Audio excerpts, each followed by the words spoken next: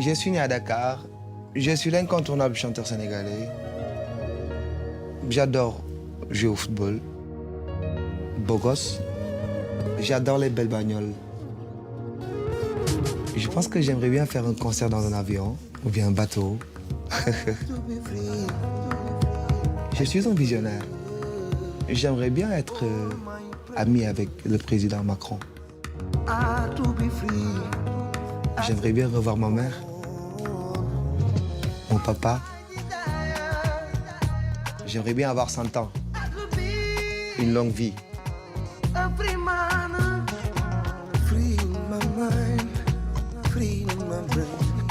Bonjour Wally Seck. Bonjour Valérie. Bienvenue dans votre Paris des Arts. Merci. On vous appelle le chanteur du peuple. Vous êtes un roi du mbalax, de l'afrobeat. Vous êtes aussi le descendant d'une grande lignée de griots sénégalais et vous remplissez des salles de concert partout dans le monde. On va évidemment revenir sur votre carrière.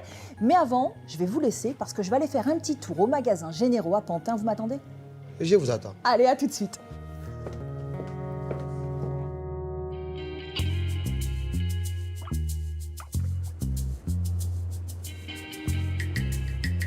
Construits dans les années 30, les magasins Généraux ont marqué durant des décennies l'histoire industrielle de Pantin, aux portes de la capitale. Bonjour Anna. Bonjour. Merci de nous accueillir. Avec plaisir. Avant de devenir une cathédrale du Graff à leur désaffectation dans les années 90. Aujourd'hui, c'est un haut lieu de la culture, ouvert à tous, qui fait résonner les voix nouvelles et met en avant les artistes et leurs créations.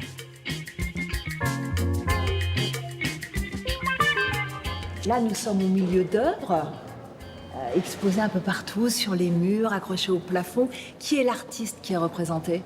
Alors là, vous vous trouvez dans le salon des songes de l'artiste peintre Inès Di Folco Gemini, à qui on a confié l'intégralité du lieu d'exposition des magasins Généraux.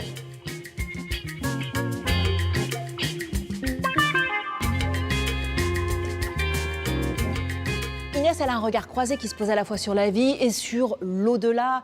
Toutes ses œuvres sont teintées de spiritualité. Où est-ce qu'elle va puiser son inspiration? Est-ce que vous le savez? À la fois dans ses origines, donc du nord de l'Afrique, des Caraïbes, de l'Italie, où elle va du coup chercher toutes ces histoires et toutes ces traditions. Et c'est vraiment un travail empreint de rêves, de mémoire, de rituels. Et puis justement, comme vous le dites, tous ces liens à la magie, au spirituel, au chamanisme, à tous les mondes invisibles. Et cette toile-ci, quand même, c'est un paysage imaginaire? C'est un paysage imaginaire qui rend hommage à un style musical très important pour Inès, qui est le blues, où on voit au premier plan un personnage. Et pourquoi est-ce qu'il a une jambe blanche et une jambe noire? Et parce qu'en fait, il y a une jambe qui est comme dans un plâtre, qui fait référence du coup à l'immobilisation du corps et donc à toutes les souffrances, parce que c'est aussi un tableau qui renvoie à l'histoire des Noirs américains et donc de l'esclavage. D'ailleurs, c'est un motif récurrent dans les toiles d'Inès Di Folco Gemini.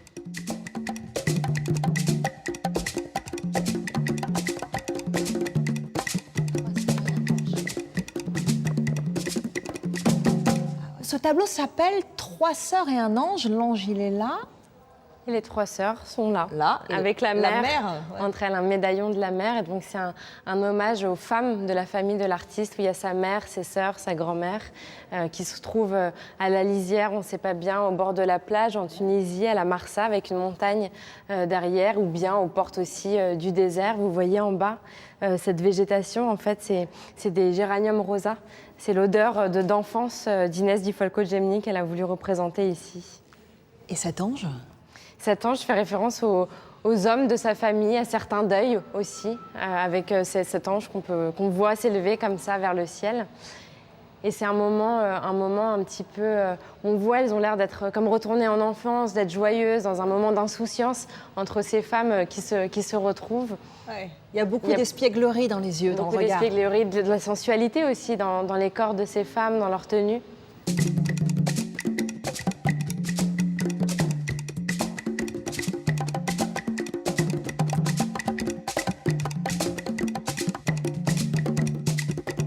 Celle-ci, par exemple, s'appelle Rabia et elle représente une poétesse du 7e siècle qui vivait entre l'Irak et la Palestine et qui vivait retranchée, qui est une sage, en fait. On dit qu'elle a inspiré les premiers soufis. Et en fait, elle se baladait à travers le village avec une torche à la main et un seau d'eau. Et elle disait, avec ma torche, je vais brûler le paradis. Avec mon seau, je vais inonder l'enfer. Parce qu'on s'en moque de la vie après la mort. Ce qui compte, c'est d'être bon aujourd'hui dans notre vie.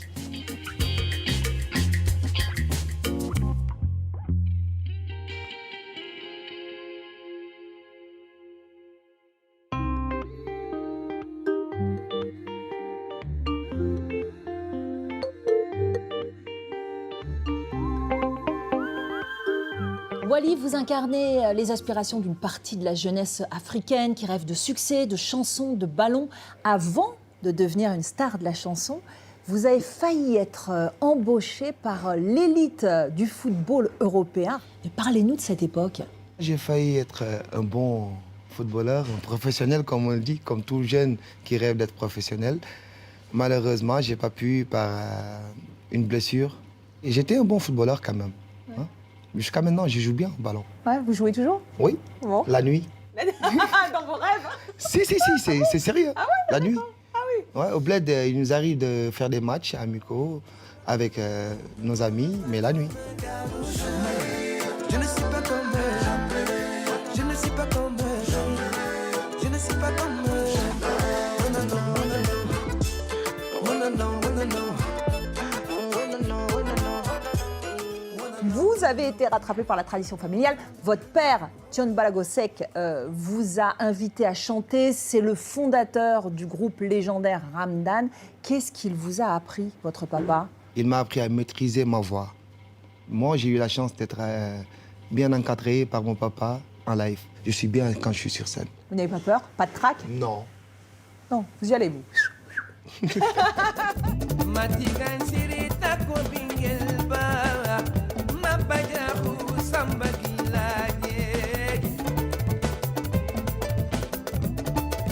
Votre père nous a quittés il y a 3 ans, votre maman très récemment, il y a quelques mois. Que vous ont transmis vos parents? Ils m'ont transmis beaucoup de bonheur.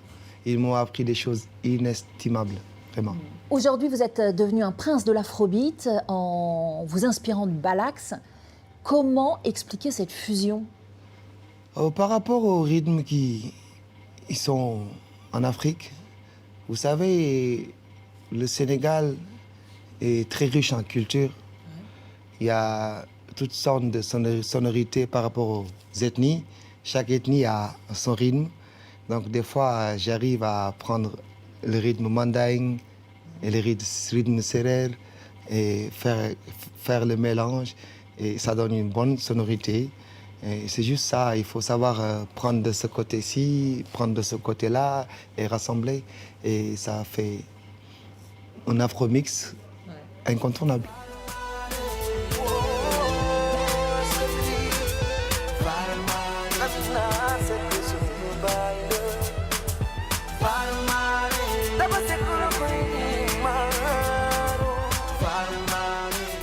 Avec Farah Marine, vous avez créé votre propre label. Mais Farah Marine, c'est bien plus qu'un label. C'est aussi une télévision, une radio, un club de foot, un collectif. Pourquoi avoir choisi de réunir autant de choses sous un même nom? C'est un nom que j'ai hérité de mes ancêtres, de mes parents. Qui veut dire quoi? Farah Marine, chargé des chants. Mon arrière-grand-père était chanteur, un griot. Il avait côtoyé le roi. Alors, il chantait pour lui, il accompagnait, c'était un fédérateur. Donc, comme il est venant de Marine et chargé des chants, c'est pour cela qu'on nous appelle les Farah Marine. Pour ceux qui ne le sauraient pas, qu'est-ce que c'est qu'être un griot? Un griot, c'est être un fédérateur, quelqu'un qui peut te galvaniser comme pas possible, te dire d'où tu viens. Quelqu'un qui raconte des histoires. All my desires, I could be a free man. Free my mind, free my brain. Depuis l'an passé, avec ce titre en anglais, I Want to Be Free, votre ambition est devenue intercontinentale. À l'approche de la quarantaine, c'est une nouvelle étape? Je pense que ça va m'aider à conquérir le monde un peu, à changer un peu de cap aussi, de quelque chose qui n'a rien à voir avec le mbalakh, de vous conquérir, vous, Valérie, une autre personne qui ne comprend pas le Wolof, mais qui peut bouger par rapport aux sonorités qu'il entend. Sanuna, Malaton Balma. Oh, oh, oh, oh. Sanuna, Man Malaton Balma. Parmi les causes qui vous tiennent à cœur, il y a l'éducation, la vaccination, l'immigration, l'environnement. De quelle manière vous les défendez, ces causes? D'abord, je me suis engagé sur cette cause, surtout à l'éducation, parce que je n'ai pas eu la chance de continuer mes études. Et ça a fait un handicap chez moi.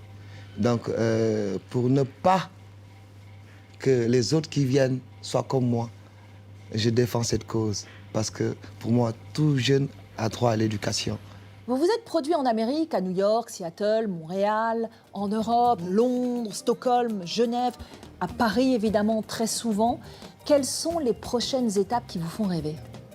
Pourquoi pas aller conquérir l'Asie, aller au Japon, faire Tokyo, et faire le tour de l'Afrique aussi.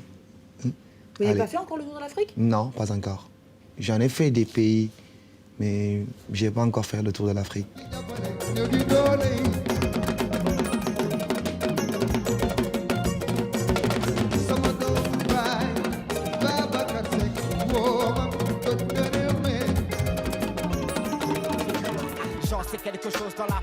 Je vous emmène à présent faire une balade en hélicoptère avec Féfé qui sort son 4e album et qui part en tournée dans toute la France. Il y a 20 ans, il se faisait connaître au sein du groupe Sayan Supakru. Depuis 2009, il chante en solo. Avec ce nouvel opus, il partage sa vision de la société et se livre au passage sur quelques tragédies personnelles. Oh, j'ai envie de partager avec vous un mantra qui me suit depuis 25 ans, ça fait longtemps. Le game est une course, j'arrive en hélicoptère. Être à la scène, c'est qu'être allé sur le ring. Une légende dans le style, jamais joué le gangster. Loin d'être un combattant, tu love quand je tire. J'arrive en hélicoptère, le game est une course. J'arrive en hélicoptère, oh là là, c'est qui, oh là là, c'est quoi, oh là là, c'est qui, oh là là, c'est quoi, Bon, moi, je plombe un peu l'ambiance. Je n'arrive pas en hélicoptère. Est-ce que je suis quand même acceptée? Tu es totalement accepté, tu es ici chez toi. Bon. Là, on est en studio. Tu nous présentes un peu l'équipe? Je vous présente Thomas à la guitare et Alix à la batterie et Antoine et qui est Tony au son. Donc, répétition générale pour la grande tournée qui débute. Tournée pour annoncer ton nouvel album Hélicoptère. Exactement. Tu nous invites à prendre de la hauteur, là. Exactement, je vous invite à débarquer dans ma tête. Ma Ouais. tête, c'est l'hélicoptère. Il y a beaucoup de choses dedans. Et je vous invite tous dans ce cockpit. Il y a vraiment de la place. C'est un album très personnel, Féfé, dans lequel tu te livres. Tu parles un petit peu de quelques-unes de tes fêlures. Ouais. C'est aussi ça, écrire de la musique, écrire des chansons, c'est se livrer, donner quelque chose d'intime. Bah, en tout cas, sur cet album, c'était ça. Ça a été presque salvateur. Je suis sorti d'un moment un peu difficile pour moi, autant dans ma vie professionnelle que personnelle. Et ça m'a aidé à remonter la pente, quelque part. En tôle, le pointeur resterait plus longtemps que le faussaire. Dubaï ne serait pas tendance, malgré tous les travaux forcés. Et l'ex-président perdrait son procès s'il y avait une justice quelque part. La haine serait illégale, on s'en foutrait que tu sois gay. Nord, sud, à égalité, le fric, une folie de naguère. Et le rêve de Martha, une réalité, si l'on était plus humain quelque part. Alors, il y a une chanson, moi, qui m'a beaucoup interpellée, qui s'intitule « Je pars de loin ». Ouais. Chanson dans laquelle tu dis la chose suivante: l'ascenseur social cassé, j'ai donné. Les injures déguisées, j'ai donné. Le racisme civilisé, j'ai donné. C'est difficile d'être comme le titre d'une autre chanson, Un Africain de France. C'est le verre à moitié vide ou à moitié plein. Voilà. Ouais. Ça peut être difficile comme ça peut être merveilleux. Disons que pendant longtemps, pour moi, c'était difficile de par ce qu'on me renvoyait, de par même moi trouver mes repères quelque part. Aujourd'hui, j'ai grandi, j'ai beaucoup voyagé, j'ai vu combien j'étais français, combien j'étais nigérian aussi, et j'accepte tout complètement. Pour moi, j'ai aucun problème. Et si le problème, c'est chez les autres, tant pis pour Ouais, vous, bah. moi, ça va très bien. Bon, cet album, c'est un feu d'artifice musical. Parle-nous de toutes ces influences dont tu t'es inspiré. C'est très dur pour moi de t'en parler parce qu'il est tout frais, tout sorti là. Je le découvre en même temps que vous parce que c'est vrai que je l'ai fini, mais c'est sur scène que je le découvre vraiment, quoi. Et c'est vrai que c'est un vrai voyage. Bien sûr, il y a toujours un peu de soul parce que c'est un peu de là d'où je viens. Il y a du rap parce que c'est ma colonne vertébrale. Mais comme je viens du rap et que dans le rap, on a beaucoup samplé de plein de musiques, ben, il y a un peu de tout ça dedans. On est à la veille de cette grande tournée qui va te conduire un peu dans toutes les grandes villes de France. Ouais. Fébrile ou impatient? Impatient et fébrile. Merci Féfé, on te retrouve sur scène. C'est déjà la fin de cette émission, Exactement. mais on se quitte en musique. Allez. Allez.